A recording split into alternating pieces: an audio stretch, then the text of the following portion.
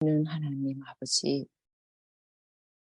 아침에도 저희들의 모습들을 돌봐 주시어 이렇게 말씀 앞에 모였습니다. 아멘. 감사드립니다.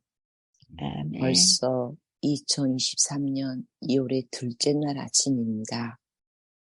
아버지께 간구하옵기는 저희들에게 건강과 지혜를 주시어서 작년보다는 더 많은 감사로서 그리고 찬양으로서 또한 하나님 말씀을 들으며 깨닫고 더욱더 주님을 의지하며 사모하며 주님의 인도하심에 따라 살아가는 저희들의 모습이 되게 도와주시옵소서. 아멘. 어떠한 형편에서든지 주님께서 우리에게 베풀어 주신 은혜에 날마다 감사가 넘치게 하여 주시옵소서. 아멘. 일다교회 목사님들을 비롯하여 각 가정의 성도님들을 아버지 기억하여 주시옵소서. 아멘. 각 가정마다 기도의 제목을 놓고 아버지께 기도드리고 있습니다.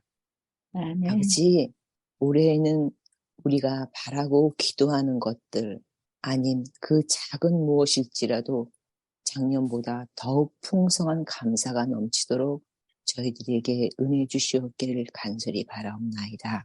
아멘. 우리가 기억해야 할 것은 내가 가진 것은 모든 것이 하나님께서 주신 것임을 이 말씀을 기억하고 이 말씀 앞에 겸손히 순종하는 길로 오늘도 인도하여 주시옵소서. 아멘. 아버지 하나님, 목사님께서 준비하신 오늘의 귀한 말씀 요한복음 17장을 배워보려고 합니다. 저희들의 마음들이 이 말씀 앞에 비워지고 하나님의 말씀으로 채워진 귀한 시간으로 오늘도 도와주실 것을 믿고 예수님 이름으로 기도드리옵나이다. 아멘. 아멘. 네, 감사합니다. 네, 오늘은 요한복음 17장 1절로 8절에 있는 말씀을 함께 나누며 은혜를 받도록 하겠습니다. 요한복음 13장부터 17장까지는 예수님께서 십자가에 달리시기 전 마가의 다락방에 있었던 그리고 그 다락방의 만찬을 마치시고 겟세마네 동산까지 그 입구에 이르기까지 하셨던 말씀이 13장부터 16장까지에 있는 내용입니다. 그리고 이 말씀을 마친 후에 눈을 들어 하늘을 우러러 보시며 드리실 마지막 중보의 기도가 17장에 있는 말씀입니다. 기도의 내용과 그 형식이 레위기서에 기록된 대제사장의 중보의 기도와 같기 때문에 이 17장을 대제사장의 중보의 기도라 그렇게 부릅니다. 그 내용을 세 가지로 나눌 수가 있는데요. 1절부터 5절까지 혹은 1절부터 6절까지로 그렇게 구분을 하는데 자신을 위한, 자신의 헌신을 위한 기도입니다. 그 다음에 6절부터 19절까지는 가장 가까운 사람들인 제자들을 위한 기도. 그리고 20절부터 26절까지는 모든 신자들, 제자들의 말을 듣고 믿게 될 신자들을 위한 기도. 그렇게 세 부분으로 이 기도를 나눌 수가 있을 것입니다.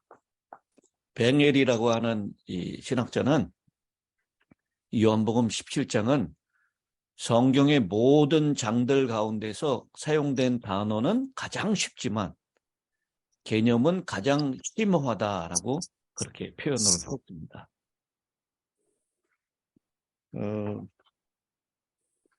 13장부터 17장에 이르기까지 예수님께서는 마지막으로 제자들의 허물과 연약함과 믿음을 지키고 살아가기에 필요한 관계, 그 관계를 5번에 걸쳐서 교정하고 조정해서 올바르게 재정비를 하십니다. 13장은 예수님께서 뭐라고 무슨 일을 하셨는지 여러분 기억하시죠?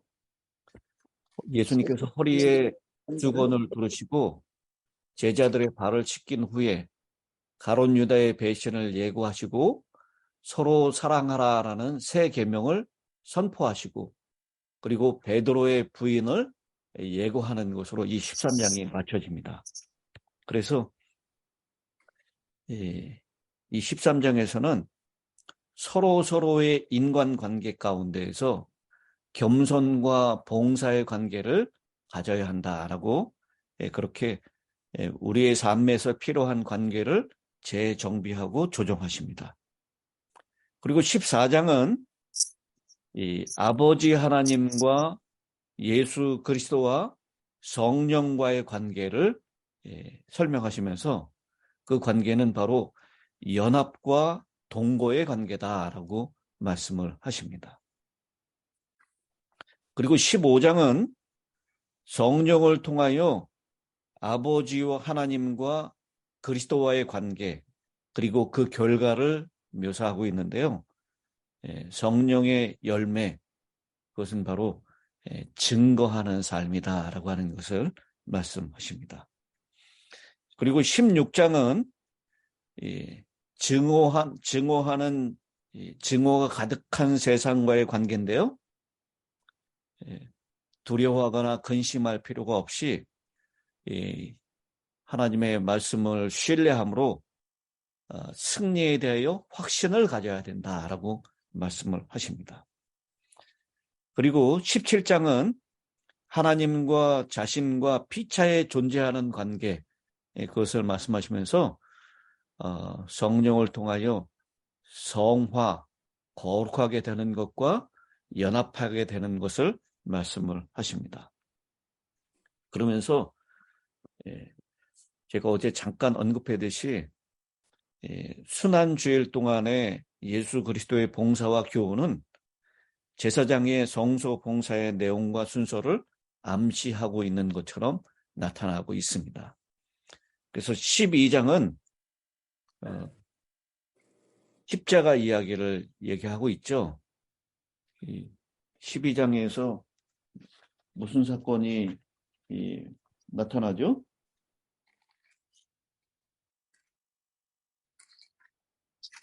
마리아가 향유를 발에 붓는 그 사건을 통해서 예수님의 십자가의 죽음을 이야기하고 있습니다. 그것은 노수로 된 뜰의 제단, 번제단에 대한 이야기입니다. 십자가. 그 다음에 13장은 세종 예식을 통해서 노수로 된 물두멍, 뜰에 있었던 그 물동에 대한 이야기를 하고 있고요. 그 다음에 14장은 만찬 석상에서 나누었던 식탁에서의 대화입니다. 그래서 성소에 자리 잡고 있는 떡상에 대한 이야기입니다. 그리고 15장은 포도나무와 가지와의 그리고 열매에 대한 얘기죠. 그것은 7가지가 난 촛대, 금촛대에 대한 얘기입니다. 그리고 16장은 성령 하나님을 통해서 이 기도의 공식을 다시 말씀하시는데 예수의 이름으로 기도해야 될 것을 말씀하시는데 이 성령과 기도, 바로 기도의 이 성도들의 기도를 상징하는 금제단, 분향단에 대한 얘기가 16장에 대한 얘기고요. 그 다음에 17장, 오늘부터 살펴보려고 하는 17장은 대제사장의 중보의 기도. 그래서, 이 지성소에 대한 이야기를 하고 있습니다. 이렇게, 이 번제단, 물두멍, 떡상, 7촛대, 금촛대, 그리고 분향단, 지성소, 이렇게 들어가면서 바로 12장부터 17장까지에 있는 이야기가 예수님의 봉사와 또 제사장의 봉사를 서로 암시하고 있는 듯한 그런 모습으로 우리에게 보여주고 있습니다. 자, 이제 그러면 우리 한 절 한 절씩 살펴보면서 은혜를 함께 나누도록 하겠습니다. 예수께서 이 말씀을 하시고 바로 고별 설교죠. 13장부터 16장까지 이어지는 그 말씀들입니다. 고별 설교를 하시고 눈을 들어 하늘을 우러러 이르시되 아버지여 때가 이르렀사오니 아들을 영화롭게 하사 아들로 아버지를 영화롭게 하옵소서. 이 하늘을 바라보신다라고 하는 그것은 바로 기도의 대상이 하늘에 계신 하나님인 것을 보여주고요. 예수님께서 하나님을 아버지로 호칭하심으로 주의 기도를 가르치실 때 하늘에 계신 우리 아버지라고 기도하셨던 것처럼 우리의 기도 대상은 이 땅에 머물러 계시는 어떤 분이 아니라 우주 만물에 충만하신 하늘에 계시는 하나님, 우리 아버지에 대한 기도의 대상이다라고 하는 것을 말씀을 하십니다. 그리고 때가 이르렀다라고 하는 표현은 이제 계속해서 요한복음 초반에는 아직 때가 이르지 않았다라고 말씀하셨다가 이제 때가 이르렀다라고 하는 표현은 틀림없이 십자가의 때가, 고난의 때가 이르렀다라고 하는 뜻입니다. 그러면서 아들을 영화롭게 하사 아들로 아버지를 영화롭게 하옵소서라고 말씀을 하시죠. 그 영화에 해당하는 헬라어는 바로 영광을 뜻합니다. 그래서 영화롭게 하다라고 하는 것은 다른 말로 영광스럽게 하다라고 하는 또는 영광을 하나님께 영광을 돌리다라고 하는 그런 표현일 것입니다. 성부 하나님께서 성자 예수님을 영화롭게 하심으로 성자가 성부를 영화롭게 하옵소서라고 기도하시는 것입니다. 그런데 우리가 이미 살펴봤듯이 예수님께서 영광을 받으시는 것, 영화롭게 되는 것은 바로 십자가를 통해서 영화롭게 된다라고 말씀을 드렸습니다. 예수님의 십자가를 통해서 그 이후에 일어나는 부활, 승천, 이것을 통해서 예수님이 영화롭게 되고요. 그리고 예수님이 영화롭게 된 것을 통해서 아버지가 영화롭게 된다라고 하는 말씀을 주셨습니다. 우리 요한복음 1장에 있는 말씀으로 되돌아가서 한번 보도록 하겠습니다.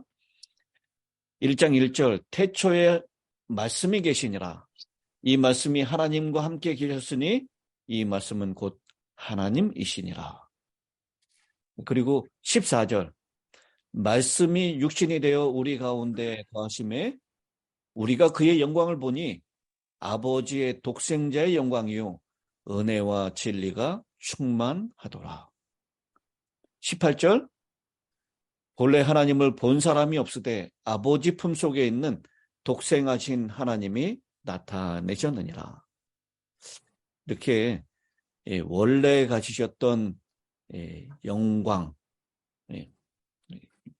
17장 5절에 말씀하고 있죠. 아버지여 창세전에 내가 아버지와 함께 가셨던 영화로서 지금도 아버지와 함께 나를 영화롭게 하옵소서. 하나님 앞에 자기 자신을 온전히 헌신하시면서 자기 자신을 위한 기도를 드리는데 예수님의 삶의 목적과 방향은 언제나 하나님의 영광을 위한 것이었음을 잘 보여주고 있습니다. 이런 예수님의 삶은 우리의 삶과 삶의 방향과 목적이 어떠해야 함을 잘 보여주고 있습니다. 우리에게 인생을 주신 분은 하나님이십니다. 우리 각자에게 다 다른 재능을 주셔서 각자의 자리에서 각자의 역할을 감당하게 하신 분도 하나님이십니다. 그래서 우리의 삶의 초점이 하나님이 우리에게 어떠한 은사를 주셨고 그 일을 통해서 하나님께 영광을 돌리는 일에 맞춰지게 된다면 우리는 이 무질서와 혼돈으로 가득 차 있는 이 세상에서도 질서 가운데 운행하시는 주님의 인도하심과 우리와의 깊은 교제를 통해서 하나님께 영광을 돌리는 삶을 살 수 있게 될 것입니다. 예수님께서 그렇게 하나님께서 영광을 받게 되는 것, 영화롭게 하는 일은 4절에 말씀하시죠. 17장 4절입니다. 아버지께서 내게 하라고 주신 일을 내가 이루어 아버지를 이 세상에서 영화롭게 하였사오니. 우리 각자에게 하나님께서 하라고 주신 일이 있으십니다. 다른 은사를 주셔서 그 일을 감당하게 하셨습니다. 그 일을 이루어 드림으로 예수님처럼 하나님을 영화롭게 하는 그런 사람으로 살 수 있도록 주님께서는 우리의 삶의 방향과 목적을 분명히 보여주고 계신 것입니다. 그런데 그 주신 사명이 무엇이냐면요. 2절과 3절에 나타나고 있습니다. 아버지께서 아들에게 주신 모든 사람에게 영생을 주게 하시려고 만민을 다스리는 권세를 아들에게 주셨음이옵소이다. 영생은 곧 유일하신 참 하나님과 그가 보내신 자 예수 그리스도를 아는 것이니이다. 그러면서요,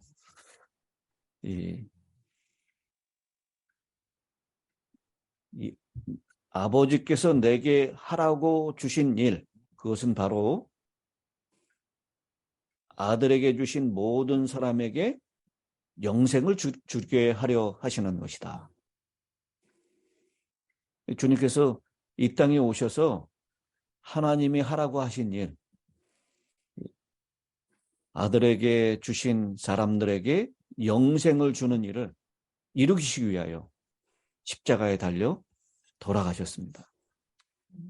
그리고 그 영생을 주는 일은 다른 것이 아니라 3절에 표현하고 있죠.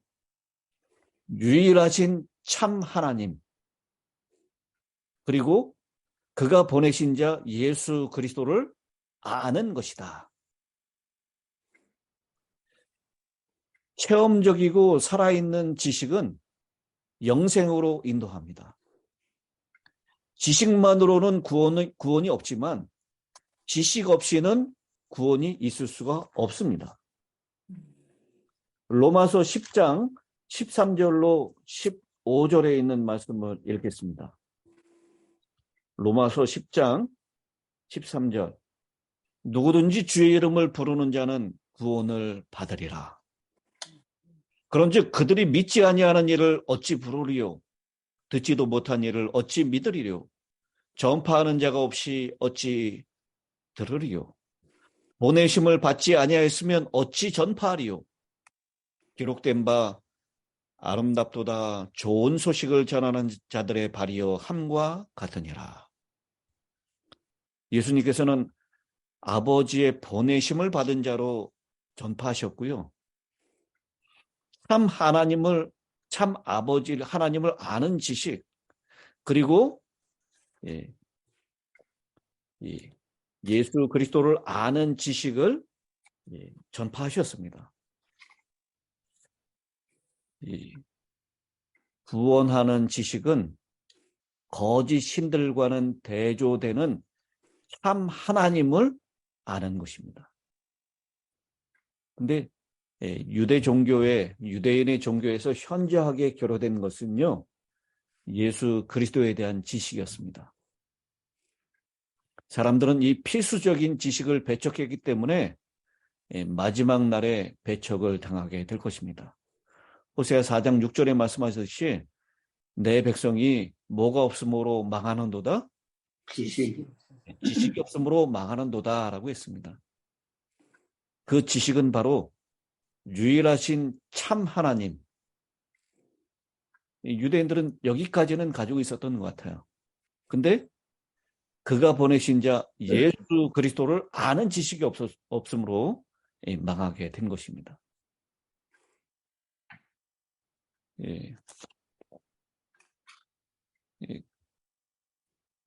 우리 이 지식이 있어야지만 하나님의 이름을 영광스럽게 할 수 있습니다. 6절에 세상 중에서 내게 주신 사람들에게 내가 아버지의 이름을 나타내었나이다. 그들은 아버지의 것이었는데 내게 주셨으며 그들은 아버지의 말씀을 지켰나이다. 여기 세상 중에서 내게 주신 사람들. 2절의 표현대로라면 아버지께서 아들에게 주신 모든 사람. 요한복음 17장에서는요. 예수님께서 세상을 위해서 기도하지 않습니다. 세상 모두를 위해서 기도하시는 것이 아니라 세상 중에서 예수님께 주신 사람들입니다. 아버지께서 아들에게 주신 모든 사람들을 위한 기도를 하시는 것입니다. 그러면서 그 사람들에게 아버지의 이름을 나타냈다라고 말씀하시는데요. 그 아버지의 이름은 무엇이냐면 품성을 나타냅니다. 아버지의 품성. 우리가 제가 방금 읽었었죠. 요한복음 1장 14절 말씀이 육신이 되어 우리 가운데 거하심에 우리가 그의 영광을 보니 아버지의 독생자의 영광이요 은혜와 진리가 충만하도다. 바로 그 은혜와 진리가 충만한 아버지의 품성, 그것을 예수님께서 나타내셨다, 보이셨다라고 말씀을 하고 있습니다. 그래서 우리 그리스도인 품성 개발에 있어서 이 지식을 가지고 있는 것이 중요하다라고 하는 것을 17절에 말씀을 하고 있습니다. 요한복음 17장 17절 그들을 진리로 거룩하게 하옵소서. 이 진리에 지식이 없으면 거룩할 수가 없고 품성이 개발될 수가 없다라는 것입니다. 아버지의 말씀은 진리니이다. 아버지의 말씀을 통해서 하나님의 품성이 우리의 삶 가운데 다시 재현돼야 된다. 그 말씀을 지금 주님께서는 하고 계시는 것입니다. 그러면서 이 아버지의 말씀을 지켰나이다라고 6절 후반부에 말씀을 하시는데요. 이 아버지의 말씀을 지켰다라고 하는 것은 아버지의 계명을 지켰나이다라는 것과 같은 뜻입니다. 이것은 이 제자들의 완전한 순종을 말씀하고 있는 것은 아닙니다. 이 제자들이 그때까지도 완전하게 순종하지 못했죠. 완전하게 깨닫지도 못했기 때문입니다. 그러나 이 제자들이요, 대부분의 유대인들과는 대조적으로 예수의 운명과 함께 했으며 제자도의 요구사항들을 이행하려고 애썼다라고 하는 것은 그들이 아버지의 말씀을 지켰다라고 그렇게 표현하고 있는 것입니다. 8절입니다. 7절부터 보겠습니다. 지금 그들은 아버지께서 내게 주신 것이 다 아버지로부터 온 것인 줄 알았나이다. 나는 아버지께서 내게 주신 말씀들을 그들에게 주었사오며 그들은 이것을 받고 내가 아버지께로부터 나온 줄을 참으로 아오며 아버지께서 나를 보내신 줄도 믿었사옵나이다. 예수님께서 하나님 앞에서 십자가를 앞두고 자신을 헌신하는 기도를 드립니다. 하나님 아버지께 영광을 돌리는 삶을 위해서 나를 십자가에 달려 나를 영화롭게 하옵소서. 내가 영화롭게 됨으로 아버지가 영화로움을 얻게 될 것입니다. 라고 그렇게 자기 자신을 하나님께 다시 헌신하는 기도를 하시고요. 그 다음에 이제 아버지께 주신 그 제자들을 향해서 기도하시는데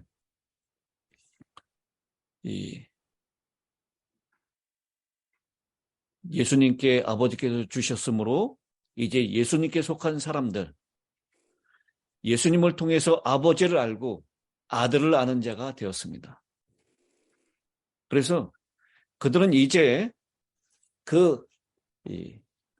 내가 아버지께 온 줄 알고 또 내가 아버지께서 주신 말씀을 그들에게 주었기 때문에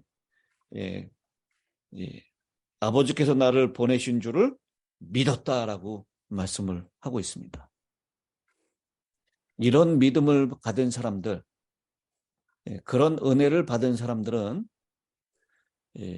은혜 받은 사람답게 살아야 할 것입니다.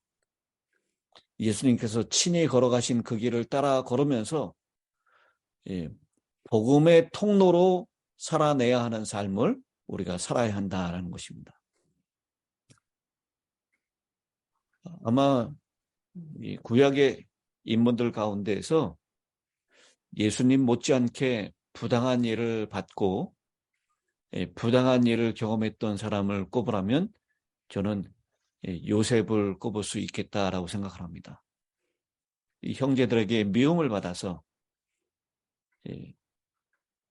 돈을 받고 팔려 나갔습니다. 예수님하고 똑같은 상황이죠. 죽음의 고비를 넘어서 애굽 땅에 팔려왔는데요. 이쯤 되면 인생이 원망과 원한으로 얼룩질 만도 한데 요셉은 창세기 39장 2절로 4절에 있는 말씀을 보면 요셉의 생애에 대해서 이렇게 기록합니다. 여호와께서 요셉과 함께 하심으로 그가 형통한 자가 되어 그의 주인 애굽 사람의 집에 있으니 그의 주인이 여호와께서 그와 함께 하심을 보며 여호와께서 그의 범사에 형통하게 하심을 보았더라. 요셉이 그의 주인에게 은혜를 입어 섬김에 그가 요셉을 가종 총무로 삼고 자기의 소유를 다 그의 손에 위탁하니. 요셉의 주인이 여호와께서 그와 함께 하심을 보며 여호와께서 그의 범사에 형통하게 하심을 보았다라고 말합니다. 하나님을 알지 못하는 주인이 어떻게 하나님께서 요셉과 함께 하시며 범사에 형통하신 것을 보았을까요? 요셉의 삶을 통해서 자연스럽게 주인은 요셉이 하나님을 섬기는 자임을 알았을 것이고 요셉이 행하는 행동과 살아가는 모습을 옆에서 지켜보면서 정말 하나님이 함께하는 사람이다라고 하는 것을 보았을 것입니다. 이렇게 이 하나님의 말씀을 받고 예수님이 하나님이 보내신 것을 믿는 사람들의 삶은 그 삶을 통하여 정말 하나님이 함께 하시고 이 하나님과 함께하는 사람이다라고 하는 것을 주변에 있는 사람들에게 증거하는 삶을 살아야 한다라고 하는 것입니다. 그리고 결국 그 요셉은요, 자신의 삶의 태도가 어떠했다라는 것을 그 삶의 마지막 장면으로 보여주고 있습니다. 창세기 50장 19절 20절입니다. 요셉이 그들에게 이르되 두려워하지 마소서. 내가 하나님을 대신하리이까. 당신들은 나를 해하려 하였으나 하나님은 그것을 선으로 바꾸사 오늘과 같이 많은 백성의 생명을 구원하게 하려 하셨나니. 요셉은 하나님 앞에서라고 하는 그 의식을 가지고 주어진 삶을 살았습니다. 그런 삶을 통하여 하나님의 은혜는 주위로 흘러 들어갈 수가 있었습니다. 우리 역시 우리에게 주어진 삶이 하나님 앞에서 사는 삶임을 잊지 않고 하나님의 동행하심을 믿고 담대하게 그리스도인답게 살아갈 수 있도록 우리의 본분을 다하는, 그래서 우리 주변에 있는 사람들에게 우리의 삶을 통하여 하나님의 은혜가 흘러 들어갈 수 있는 그런 삶이 되시기를 간절히 바랍니다. 아멘. 이제 마지막 끝기도를 한문자 사모님께서 해주시겠습니다.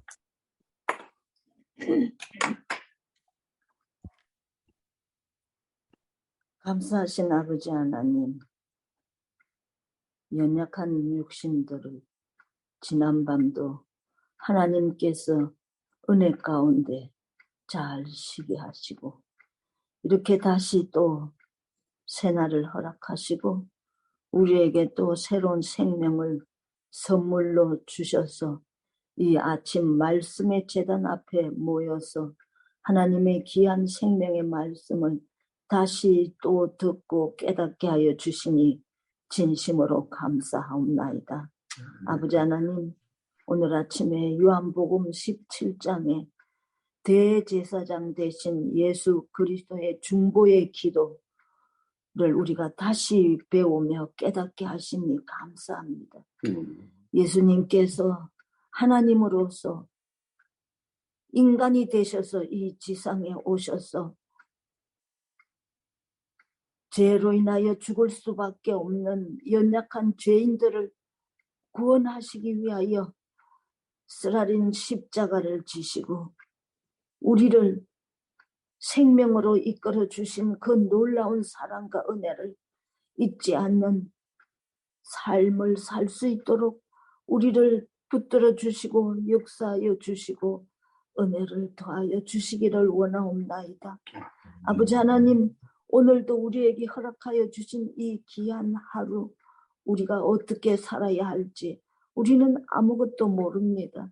한 치 앞도 내다볼 수 없는 연약한 이 육신들, 오늘 하루도 하나님 은혜 가운데 인도하심으로 아멘. 실족지 않게 하여 주시고 아멘. 우리가 정말로 우리에게 허락하여 주신 영생, 그것은 곧 유일하신 참 하나님과 보내신 예수 그리스도를 알고 또 알 뿐만 아니라 믿는 믿음의 삶을 사는 우리들이 되도록 역사하여 주시옵소서. 아버지 하나님, 정말로 우리들의 삶을 통하여 예수님이 증거되게 도와주시옵소서. 내 삶이 너무도 부족합니다. 아버지 불쌍히 여겨 주시옵소서. 그러나 우리에게 주신 적은 달란트가 무엇인지 그것만으로도 하나님의 영광을 위하여 사용되어지게 도와주시옵소서. 오늘 주신 이 귀한 말씀들을 우리가 기억하면서 오늘 하루도 정말 감사하고 기뻐하며 하나님의 영광을 위하여 사는 귀한 날이 되도록 역사하여 주실 것을 믿고 감사드리오며 사랑과 은혜가 풍성하신 예수님의 이름 받들어 간절히 감사하오며 기도 드리옵나이다. 아멘.